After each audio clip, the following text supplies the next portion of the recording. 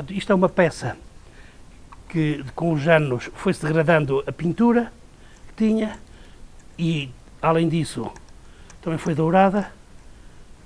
E agora é preciso limpar isto, pôr tudo a madeira à vista para tornar a recompor como estava original.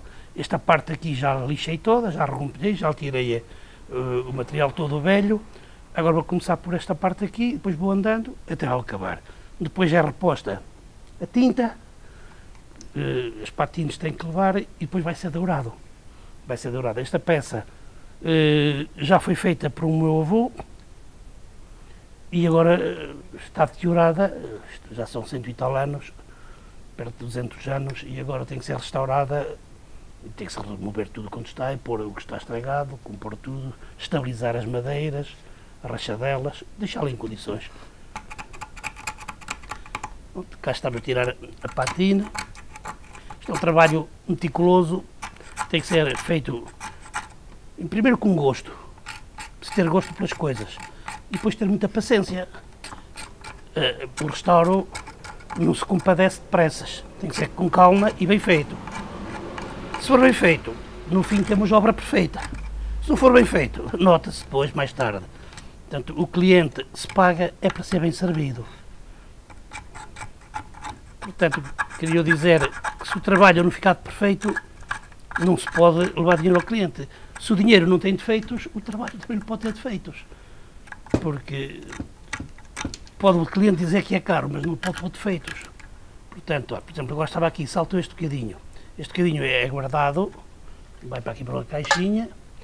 No fim tem que ser devidamente colado, posto no sítio e tem que se limpar bem limpinho para ficar em condições.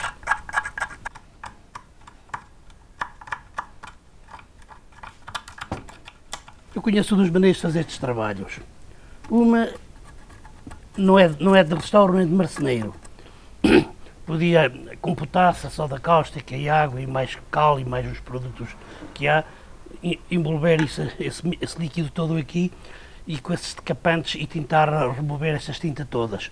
Única e simplesmente a madeira vai sofrer com isso, porque são ácidos e a madeira nunca gostou de ácidos. Portanto, é preferível fazer este trabalho à mão, leva muito mais tempo, é verdade, mas fica ao serviço como deve ser.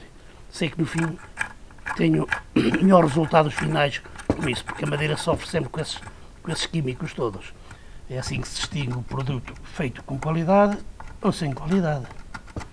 É aquilo que eu digo. Se o dinheiro não tem defeitos, 1000 euros são 1000 euros. Se o dinheiro não tem defeitos, o trabalho também não pode ter defeitos.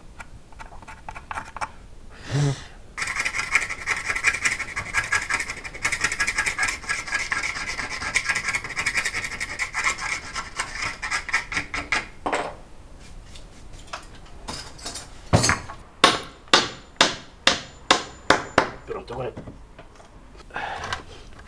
há necessidade de também tirar estes pregos, porque tem que se tirar, porque depois não se consegue pôr a peça no sítio por onde ela vai em condições, e estão a estragar a madeira, porque estão a oxidar, embora isto seja de madeira de castanho, que tem mais de 300 anos esta madeira, mas de qualquer forma a oxidação do ferro não é grande coisa para a madeira.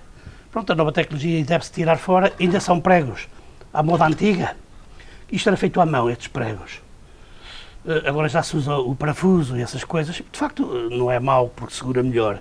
E não se vê, pronto. Temos de tirar este prego fora, porque está aqui a estragar a obra. Portanto, vamos tentar fazer aqui uma simulação para tirarmos. Ora, para tirarmos o preguinho fora, não é tentá-lo tirar, é tentá-lo metê-lo mais para dentro. Para quê? Para partir a ferrugem. Porque se nós o puxamos, podemos o partir. Então tentamos metê-lo mais para dentro, para ele quebrar a ferrugem. Quando ele começa a ceder, o prego em princípio sai.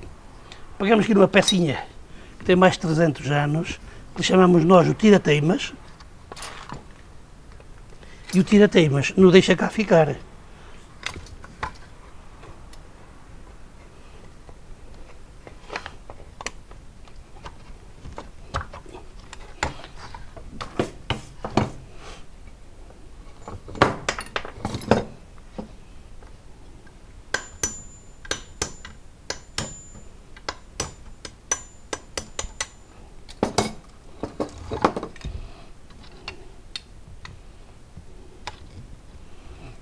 Esta peça tem a particularidade, quanto mais se lhe bate, mais o segura, mais o aperta. Já tem quase fora.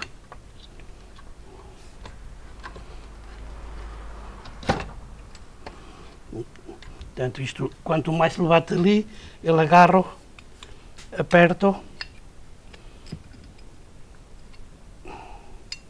Ao bater aqui, ele aperta e faz-o sair. Mas primeiro tem que se tentar tornar a meter. É assim, tem que ser estes pregos todos, tem que se fazer o serviço, que é para depois segurar bem estas molduras, porque os pregos cá metidos não se conseguem estabilizar estas peças.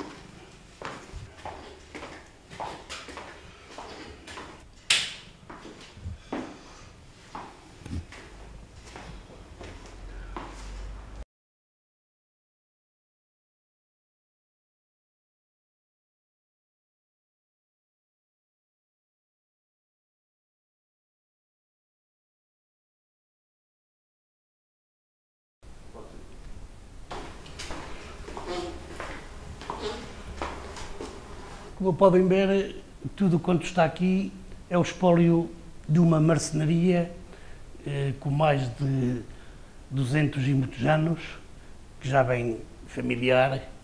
Isto são ferramentas com que se trabalhava a madeira. Como podem verificar, em honra a quem já trabalhou com esta ferramenta toda e quem deu vida a isto tudo, foram o meu pai e o meu avô, que estão aqui, e a casa onde era a marcenaria, onde estas ferramentas existiam.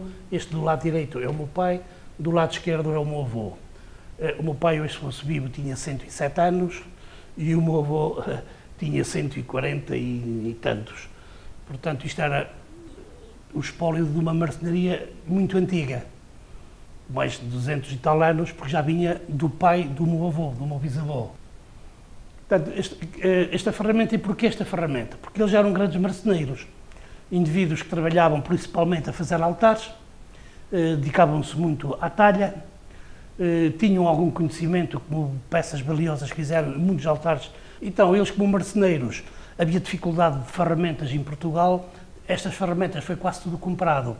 Inglaterra, Alemanha e França.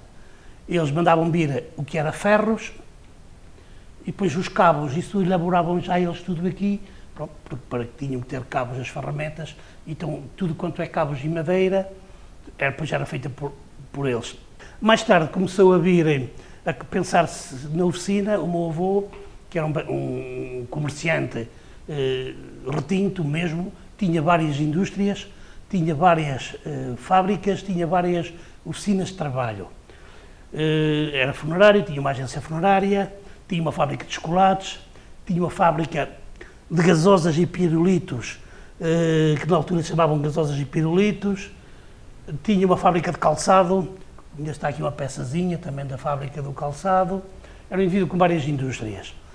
Entretanto, começou a haver concorrência, há que modernizar a oficina.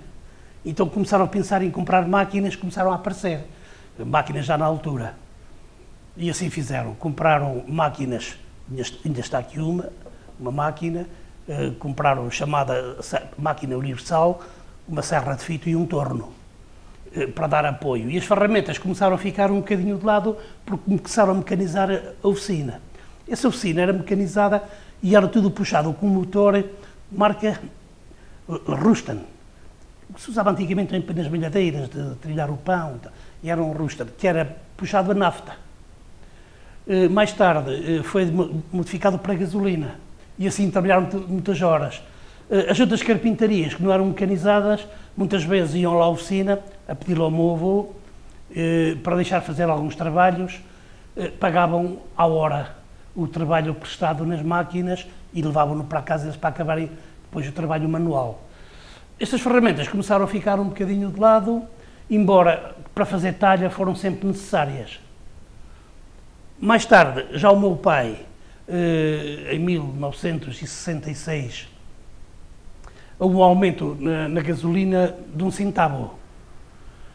E o meu pai dizia-me para mim, que ainda era um jovem na altura, já é muito caro, fica caro a gasolina, isto se calhar temos que eletrificar isto, temos que eletrificar a oficina. E assim decidiu. Para o motor a gasolina, técnico calibrou o motor para pôr o motor elétrico, quer em rotações, quer nisso tudo, e então foi eletrificado em 1966. E assim foi durante muitos anos. As máquinas começaram a trabalhar melhor e o trabalho foi andando e foi-se fazendo tudo com estas máquinas. Estas peças estão aqui. Isto são perto de 400 peças que aqui estão. Eu trabalhei também, depois, sempre no apoio na oficina, com a crise da imigração dos anos 60, a imigração, o meu pai viu sem operários na oficina, e então eu tive que dar apoio na oficina e fiquei também lá a trabalhar, e já trabalhei, posso dizer, com muita vaidade minha, que já trabalhei com esta ferramenta toda, conheço o nome desta ferramenta toda, e ainda hoje, nos restauros que faço, sem esta ferramenta eu não trabalhava com a profissão como consigo fazer as coisas ao meu gosto. Portanto, isto ainda tem vida, esta ferramenta toda. Cada cabo que pego nela, cada ferramenta que pego, não só o prazer de estar a fazer o trabalho, como também a parte sentimental de eu saber que já o meu pai e o meu avô elaboraram belas peças com esta ferramenta toda. Isto para mim é um espólio com muito, muito, muito valor para mim, principalmente sentimental. O valor económico, isso é o que menos me interessa da ferramenta, é sim, de facto, aquilo que eu digo. E está-me sempre a fazer falta. Pois achei com necessidade de trazer essa ferramenta toda quando a oficina parou. Eu posso dizer que a oficina acabou este ano, em março, praticamente dia 1 de março de 1920, acabou a oficina. Elaborou com mais de 100 e tal anos, perto de 200 anos, nessa rua que já referi. E tive o bom senso, pronto, de agarrar nesta ferramenta toda, elaborá-la, compor cabos, afiá-la, pôr nomes, inventariá-la, o programazinho no Excel foi toda inventariada, marca, modelo, medidas, tenho tudo ao meu gosto, que é assim gosto das coisas. Pronto, isto como bem está tudo arrumadinho, está tudo por secções. Tentei elaborar isto mais ou menos por aquilo que sabiam por cada secção. Naquele canto ali, temos ali as chamadas berrumas, que sabiam para fazer buracos para depois entrarem nos parafusos ou fazer buracos necessários. Portanto, aquelas pecinhas todas, berrumas, as que têm o cabo redondo, as que têm o cabo em madeira, chamam-se trados, muito conhecido por trados. Pronto, aquela secção ali é o nome. Esta parte aqui, tudo mais, vê-se muita madeira, vê-se poucos ferros, isto chamam-se cepos moldadeiros. Os cepos moldadeiros são direitos, em curva, conforme as molduras que precisamos de fazer. Os direitos dão o nome de guilhermes. Os que são abertos ao meio chamam rasgadores moldadeiros, mas o nome específico é mesmo cepos moldadeiros. Este cepo moldadeiro, foi feito com cepo moldadeiro, quer esta curva aqui, quer isto aqui, por este meu irmão que está aqui, que é o mais velho, que gosta de muito trabalhar também em madeira, como eu. Aqui nesta parte temos, era mais a parte de esquadria, para os quadros, os compassos, que tem compassos de ponta, compassos de volta, sutas, compassos de volta, sutas articuladas. Estas peças, principalmente os quadros, são os quadros com muito requinte, porque eles elaboravam a ferramenta com beleza, com arte. Vemos que tem como embutido metal. Isto é ferramenta nobre. Esta secção, com metros quadros e sutas e compassos, chamo-lhe a zona da maçonaria. Não é da marcenaria, mas da maçonaria. Mas servia para a marcenaria. Aqui são os barbequins, chamam vários nomes.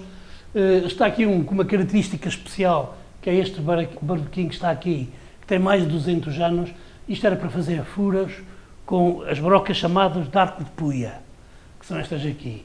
Isto é uma peça muito valiosa porque é raro ver uma peça ainda tão bem conservada e a trabalhar.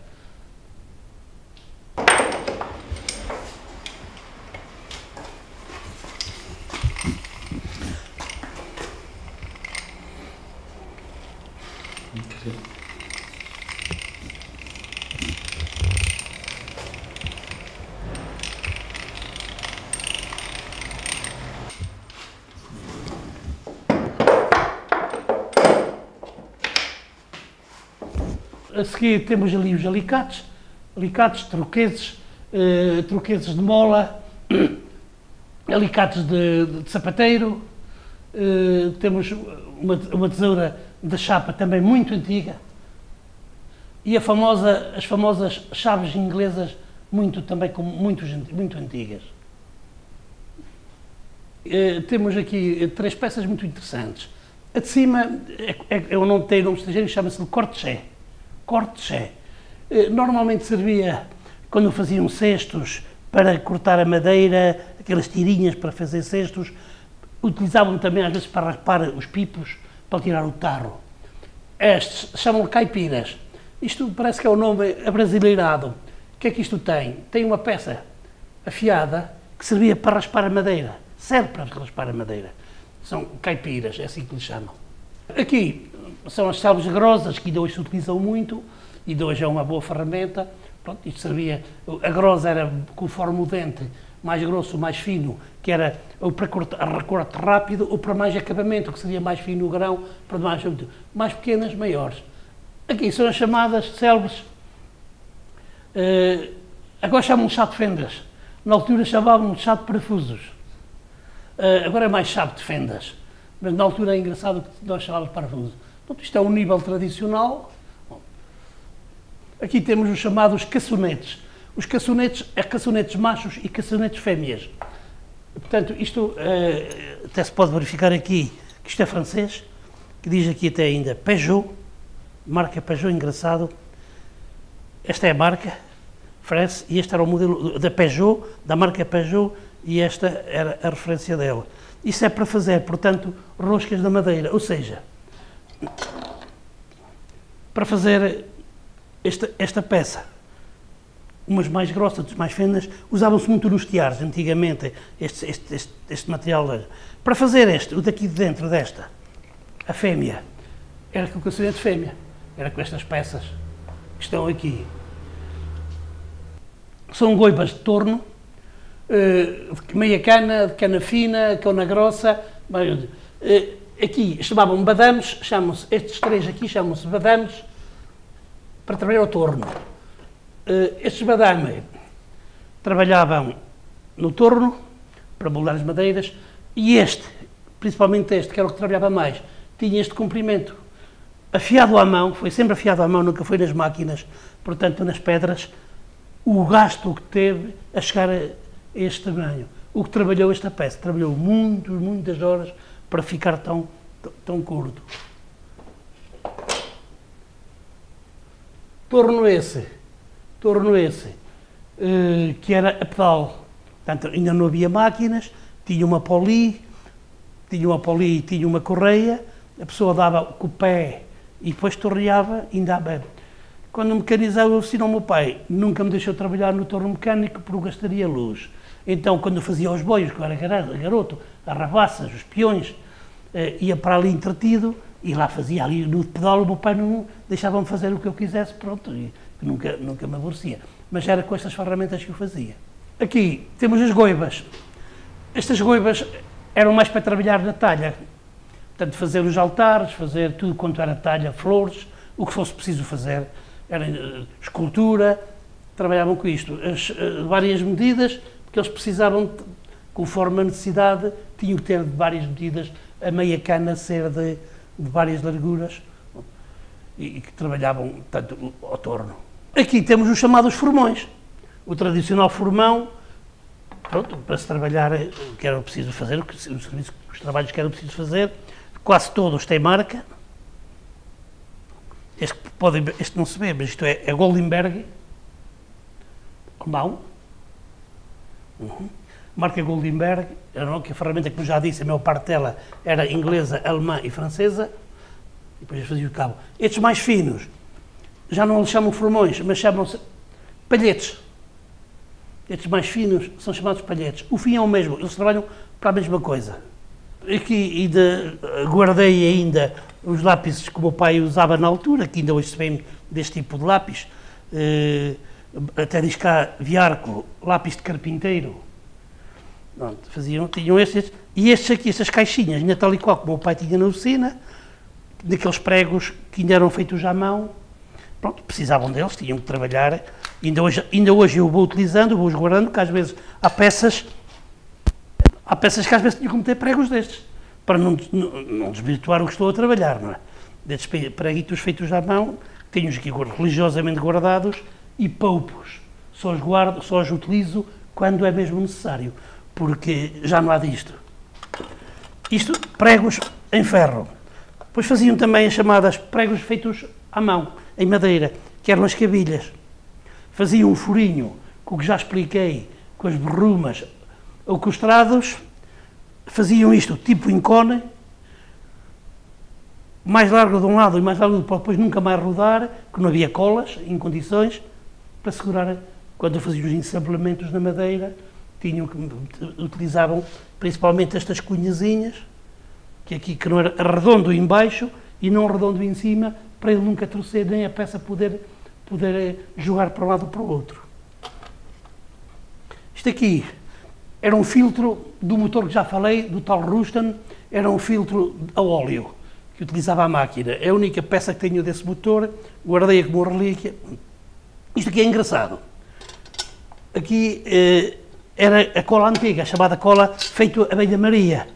Era com esta gelatina, entrava aqui água, metia-se água aqui dentro, com o vapor isto ia derretendo e depois afinava-se a cola conforme necessidade, ou mais viscosa, menos viscosa, conforme o trabalho que era necessário. Não podia ficar muito viscosa, senão não deslaçava na madeira.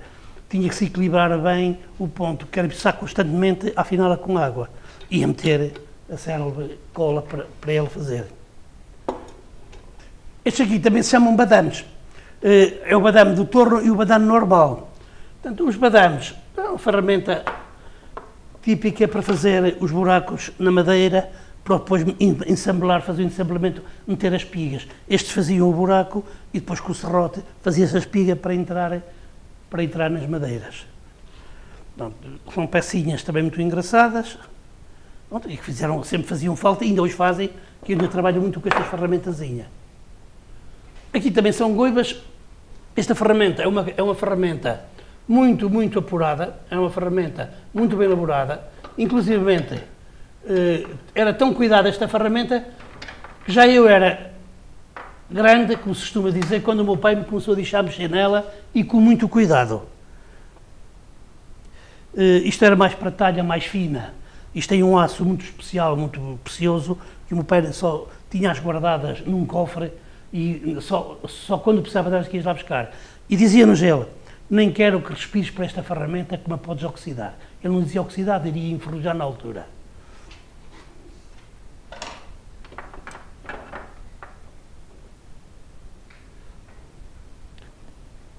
Aqui temos os chamados rasgadores. Hoje é fácil, porque as máquinas fazem muito bem o que estas peças a manual faziam. Isto era para machear a madeira de soalho, para ela encaixar umas nas outras, para o soalho encaixar. Uma fazia o dente e a outra fazia o buraco. Estas normalmente faziam o buraco para entrar o maciamento da outra. O selpo-mudadeiro de ali de cima fazia ao contrário. É um ferro com ferro com duas entradas com uma coisa no meio, abria o macho. Esta abria a fêmea, à altura que o indivíduo quisesse. Portanto, isto tem aqui um afinador, que esta peça sobe e desce, esta peça sobe e desce, esta pecinha que está aqui sobe e desce para saber a profundidade a que se quer. Isto é uma guia, ou aqui ou ali, conforme a profundidade que se queria fazer do rasgo, apertava-se, então calibrava-se e nunca saía mais do que esta grossura ou esta profundidade. É uma peça muito bem elaborada, muito bonita. Esta afinação que tem aqui era para o indivíduo distanciar a peça. Isto rosca, andava aqui e isto chega-se mais para cá. Portanto, a madeira encosta aqui, ou a lâmina vai mais para cá, ou vai mais para lá, para deixar o rasgo à medida que a pessoa quiser. E isto fazia-se assim, centenas e centenas de metros de soalho para pôr, principalmente no chão e para tetos também.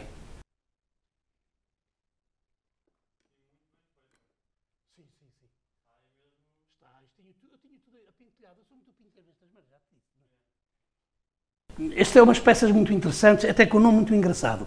Isto chama-se coche-bis. É o coche-bis. E tem vários feitios. É conforme a necessidade que tem do trabalho. Redondos, cabelos. Isto é muito interessante. Com marca também. Estes. Ou então em triângulo.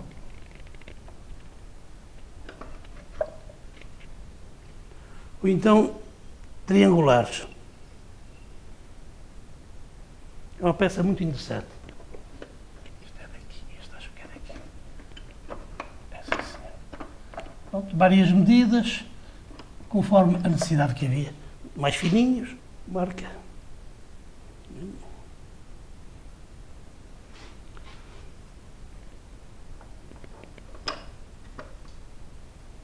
Temos chamada a tradicional broca ilaquidol, como era o nome dela na altura. Aqui temos mais a chamada broca de trado e a chamada broca de lâmina. Muito engraçada também. Chamada broca de lâmina. Tinha que ter várias medidas porque as situações assim exigiam. Ou então, a broca escaneadora. A broca escaneadora. Broca escaneadora, começaram-se a usar os parafusos e então isto era para rebaixar, para que a cabeça do parafuso não subisse, ficasse embutida na madeira. Começaram-se a usar, tiveram que se usar. Estas brocas normalmente trabalhavam com os arcos de puia, porque isto são brocas de puia, por isso é que elas se chamam brocas de puia. Esta era de lâmina, esta que está aqui eu consigo tirar, não sei porquê. Uma broca também para rebaixar, de roseta. Aquela tinha só uma lâmina, esta tem várias lâminas, conforme a característica da madeira, para não escanar. Umas não precisava, deve ser mais cuidado, conforme a madeira, ou mais rija, ou menos rija, ou conforme a beia da madeira correia, escolhe sempre a broca mais adaptada para que não salte lâminas de madeira no escana. E depois já há brocas para todos os feitios. Aqui é tradicional plena, quase toda a gente, as plenas e os martelos e formões toda a gente mais ou menos conhece. Mesmo que não se trabalhe em arte nenhuma, quase toda a gente conhece isso, porque é um material comum em quase todas as casas. A plena nem tanto. Pronto, essas plenas, só para ter uma ideia, não a plena normal, era conforme a necessidade. Normalmente conhecemos as plenas direitas. Esta é arqueada porque fazia falta de ser arqueada conforme o trabalho com que se fazia. Isto é chamada a plena curva de corno. Corno porque tem esta pecinha aqui, que parece um corno para se agarrar bem, para se trabalhar, depois para se chegar bem aos cantos e não aleijar nas mãos ao estar a trabalhar. Esta, por exemplo, já é ao contrário. Esta não é curva assim, mas é curva ao contrário. É curva desta maneira. Outra espécie também é conforme a necessidade. Esta também é uma curva, é de curva, feita em madeira de sardão, muito rija e bem elaborada. Esta plena trabalhou muitos anos, está muito gasta E deve ter feito muito trabalho, esta plena.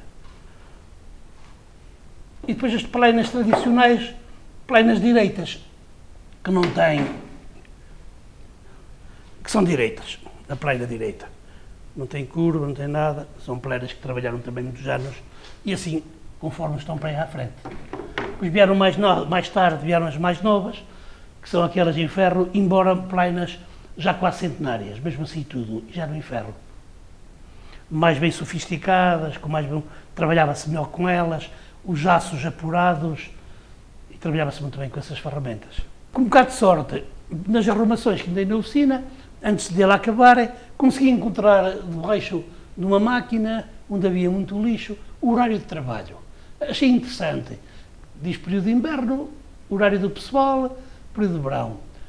Isto aqui é uma alusão à marcenaria e aos meus descendentes e à minha esposa, que me deu muito apoio, deu muita vontade de fazer isto. Aliás, se calhar se não é ela, não chegaria tanto ao pormenor como cheguei, porque deu muito apoio para eu fazer isto, elaborar isto tudo. Se foi impecável, graças a ela. Obrigado. Pronto, é o horário de trabalho. Esta peça para aqui é uma peça já muito bem feita para a altura. Isto é uma peça também centenária. Eu vou mostrar aqui uma situação. Esta peça, portanto, isto chama-se pantómetro. Eles às vezes tinham necessidade de fazer cópias mais fiéis das peças e não era fácil no desenho. Portanto, isto articulavam aqui, tem uma escala, articula-se aqui a escala à necessidade como a pessoa que têm, e chama-se pantómetro. Para quê? Vou dar um pequeno exemplo. Suponho que eles queriam fazer esta peça que está aqui, com este feitio, noutro plano, noutro sítio, mas queriam isto maior. Portanto, eles encostavam aqui, punham isto no chão, na pedra, na peça de madeira, e depois passavam esta pecinha por aqui, e isto copiava o contorno do perímetro das peças. Portanto, eles queriam fazer, por exemplo, este molde, por exemplo, queriam fazer isto. Isto tem aqui um piquinho, isto era atarrachado na madeira, depois com esta peça, com esta parte aqui, corriam a peça toda, e ele ali copiava em ponto maior. Fazia a cópia em ponto maior. Isto tinha aqui um crayon, um lápis, uma coisa própria. Portanto, eles corriam esta pecinha toda. A peça ou era maior, ou podiam recorrer aqui a este mecanismo e ficava mais pequena.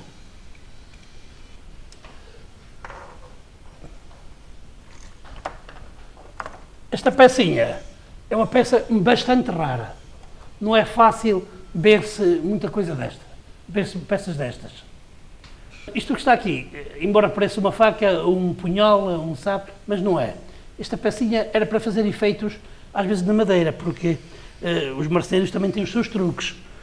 Por exemplo, todas as profissões têm as suas coisas. Esta pecinha, engraçado, porque se me podem ver que esta dentada, estes dentezinhos, portanto, são para fazer estes feitios. A pessoa trabalhava assim, para lá. Depois, para lá. Opa, e depois é uma questão de imaginação. É uma questão de imaginação. Uma pessoa imagina, faz o que tem a fazer. É só ter imaginação, mais nada. Estas dão para isto. Esta pecinha. Muito engraçado.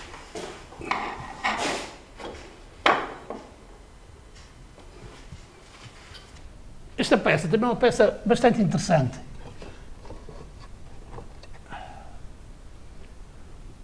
Portanto, as máquinas, o motor, para dar movimento às máquinas, tinha uma chamada linha sem fim e tinha as polis. As polis antigamente não eram, são agora que são muito melhores, partiam com muita facilidade. Palha que não, de vez em quando, ou porque a madeira era mais rija, porque apanhou um nó, ou porque apanhou o ferro dentro, o movimento e o esforço obrigava às vezes as polis, portanto as correias, movimentavam as máquinas a partir, era preciso emendá-las.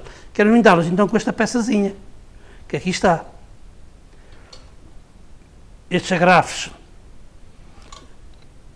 metia-se aqui a correia aqui de um lado, metia-se do outro, metiam-se estes agrafes aqui dentro, isto apertava-se no torno e segurava isto espetava-se na poli, estes grampozinhos todos, dentro deste papel para ficar tudo à mesma medida, fazia-se num e noutro, e depois no meio ficava uma peça, uma correia de segurar aqui, a outra deste lado, isto entrava aqui dentro, metia-se desta tripa, que dizem que é tripa de galinha, dentro das duas e ficava segura. Cortava-se depois já à medida. Se a poli tinha assim, cortava-se assim. Se era assim, cortava-se assim. Se era mais estreita, cortava-se mais estreita. E assim funcionavam, assim se fazia tanto a emenda das correias, das transmissões que se partiam. Aqui temos as chamadas tradicionais garropas. Estas grandes são chamadas garropas. Esta era com que trabalhava mais o meu pai. Estas mais pequenas chamam-se robotes, planas e rasgador. Portanto, isto era um esmeril manual, com a manivela, andava ali à volta, afiava-se as ferramentas, pronto, era para afiar mais as ferramentas, e aqui assintava-se depois o fio, isto é uma pedra de assintar o fio à ferramenta. Esta que está aqui é uma peça bastante interessante. É uma peça que tem para afiar a ferramenta. Eles andavam aí pelo mundo fora a saber de pedra própria que desse para afiar, talhavam-na toda à mão, na altura, até que a conseguiam pôr mais ou menos redondas, arranjavam para aqui um sistema modo esquerda roda, então isto, pronto, era para afiar a ferramenta, que era mais utilizada para afiar a ferramenta quando andavam à cortiça no monte.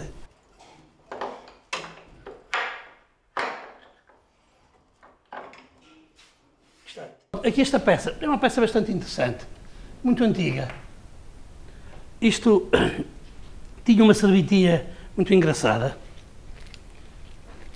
Isto funciona assim. Isto muitas vezes utilizava-se muito nos baús, chamados baús de couro, para fazer os furos, para depois não meter aqueles pregos amarelos, para fazer o furinho, fazia-se com isto.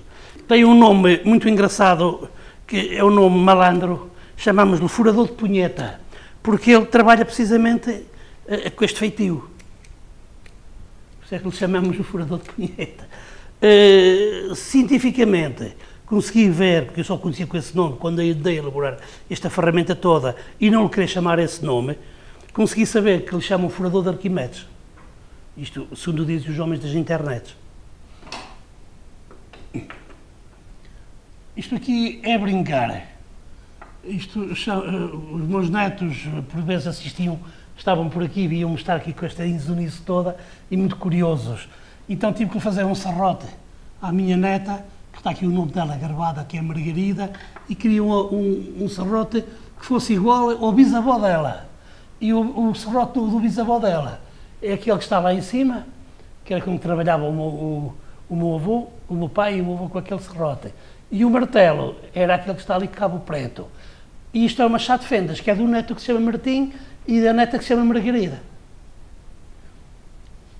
Eles não só faziam a parte da madeira, também davam o acabamento final. O que quer dizer, deitavam também os pigmentos à madeira que tinham que deitar e depois, ainda por cima, douravam também as peças. Eram umas folhinhas, compravam, mandavam vir de Lisboa uns livrinhos em folhas de ouro, muito fininhas. A folha de ouro, que é assim que se utiliza, que está aqui um exemplo da folha de ouro. Isto era encostada à peça trabalhada à talha, era levemente assoprada e com uns pincelzinho, com pelo que era feito de rabo de esquilo, que é o que se utilizava, ainda hoje se utiliza, então é que faziam o douramento, que davam o acabamento à peça.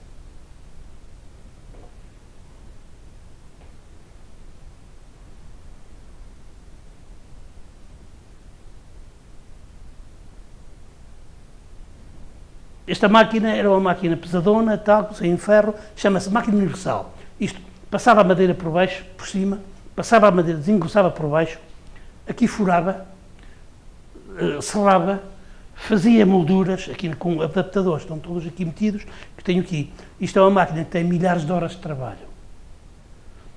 Milhares e milhares de horas de trabalho, esta máquina. Está aqui, ainda trabalha, está em condições, saiu de oficina dia 1 de março deste ano, que foi quando terminou a oficina, que era da casa do meu irmão. Sei que fez também, antigamente, quando começaram a aparecer, deixaram eles como tinham agência funerária, deixou-se de fazerem, de irem nos ataúdes, os mortos. Os ataúdes utilizavam-se muito porque, em geral, as pessoas eram metidas dentro da caixa, tipo padiola, iam dentro de um lençol e iam para a terra. Havia muito judeu em Bragança. A maior parte dos judeus gostam de ir para a terra, gostam não, tem isso como costume deles, conforme nasceram nus, então aproveitava-se também. O meu avô, embora judeu, mas com o espírito de negócio, não, vamos começar a fazer as urnas, porque também em Lisboa e no Porto já fazem, então começou a fazer urnas. E fizeram-se muitas urnas aqui, que se começou a utilizar então as urnas, e desapareceu o ataúde. Esse ataúde tive-o guardado durante muitos anos, mas o bicho também se apoderou dela. O bicho também come as pessoas, mas também comeu o ataúde e teve que ser desfeito, foi para o lixo.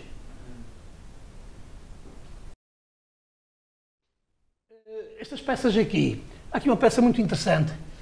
Esta peça é a peça mais antiga, com mais anos, que tenho aqui em todas as ferramentas. Esta peçazinha é chamada o barrilote. Para que servia? Portanto, os vaigos de carpinteiro, normalmente, e marceneiros, têm um buraco no meio. Isto entrava no buraco, a tábua punha-se aqui, dava-se uma martelada aqui com toda a força e segurava-se a tábua no banco, que era para depois poder trabalhar com as ferramentas. Esta peça, segundo o que eu andei a indagar e a ver, tem mais de 300 anos. Toda feita à mão. Isto é ferro martelado, feito à mão, tudo feito à mão.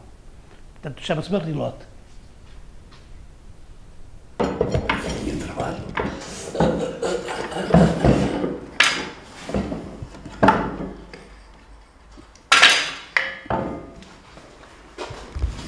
Este é um compasso também engraçado, porque às vezes era preciso fazer grandes círculos. Portanto, isto é um compasso chamado compasso de madeira de marceneiro, conforme o diâmetro que se queria, dava-se aqui o valor do raio, e depois já sabia que era. Portanto, isto roda, dava-se uma pancadinha, isto roda para fazer círculos, e dava para fazer deste diâmetro. É uma peça muito utilizada. Eu utilizei muito esta peça para fazer mesas de braseira, os tampos para as mesas de braseira, para o riscar. Fiz muito tampozinho, fiz muita mesa de braseira com esta peça aqui, que marcava a madeira para depois a cortar com tico-tico. Isto é as célebres inchós, quase todas as aldeias, quem fazia carros de bois, isto, tinham os inchós, mas também dava jeito para as marcenarias, porque também isto dava muito jeito para as madeiras.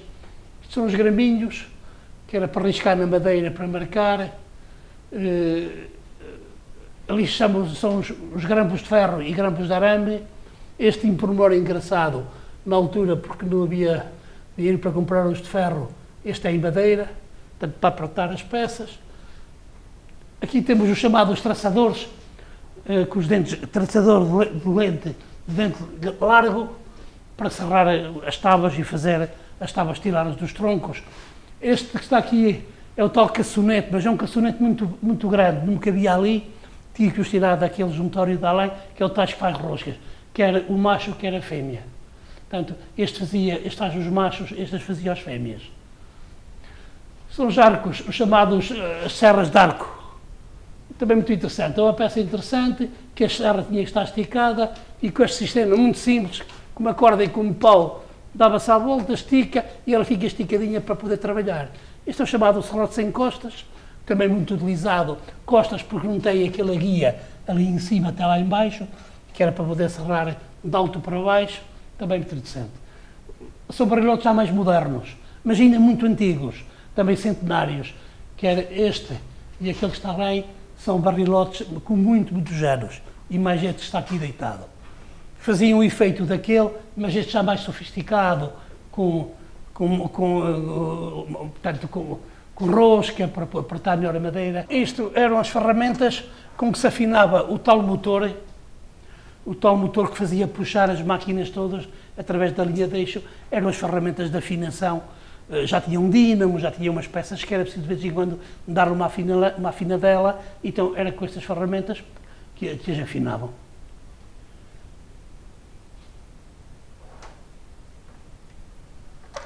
Na década também de 60, muita inovação.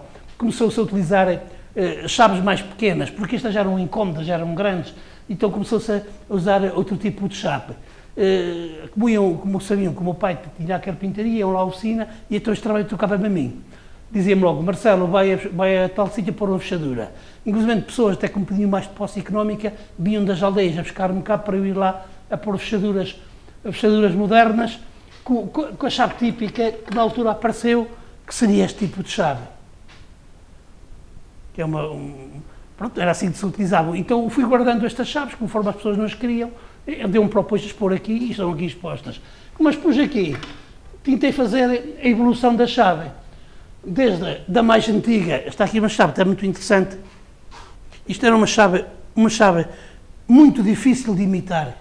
Hoje os ladrões viriam-se aflitos para abrir para conseguir abrir isto pela fechadura, porque não é uma chave fácil de fazer, atendendo à sua característica quadrada, com este rasgo aqui, e da maneira que está aqui serpenteada com a serpentina do ferro. E tentei pôr aqui a evolução da chave até que se chegou ao comando. Aqui é uma coisa interessante, quando foi renovada a oficina, foi o sistema elétrico que existia na carpintaria. Esta foi feita, a ligação foi feita em 1944, a ligação à oficina. Posso dizer que na rua Abílio Bessa, o Rio Conselheiro Abílio Bessa, só havia 2 casas com eletricidade. E então a seguir foi a oficina do meu pai, portanto dos meus avós, porque fazia falta lá a corrente elétrica, e foi. A instalação ainda era feita desta maneira, com as braçadeiras em porcelana, a moldes fusíveis antigos. Isto é tudo de origem ainda da oficina. Na altura havia muito requinte na madeira como trabalhava em pormenor, essas braçadeiras em porcelana, que é muito engraçado, e coisas muito bem feitas em porcelana, os fusíveis ainda à moda antiga, se metia o fiozinho, se gastava muita corrente, o fio eram 2 fios, se fosse mais era 3 fios, porque às vezes arrebentava tudo, era uma confusão maluca, porque nesta altura a corrente ainda só era a 110, não é agora que é 200 e tal, é de 110. Esta pecinha que está aqui era um interruptor da campainha, que mais tarde depois de minha casa, e eu fiz esta pecinha ao torno, tinha alguns 14 anos, no torno de pedal, e pronto, quando vinha alguém a casa, tocava-se a campainha, ia-se a buscar a chave a um prego que lá havia, que era esta, a chave da oficina, da casa, porque a casa entrava-se para casa, para a parte de cima, pela oficina, entrava-se a meio pela oficina adentro, e vinha alguma pessoa, estava lá num prego sempre pendurada, e era mesmo esta chave, que é esta, que eu tenho também inventariada. Pronto, chegava aqui, a pessoa tocava, então eu, ao abrir a porta, tinha que apagar, ao sair, fechava a luz.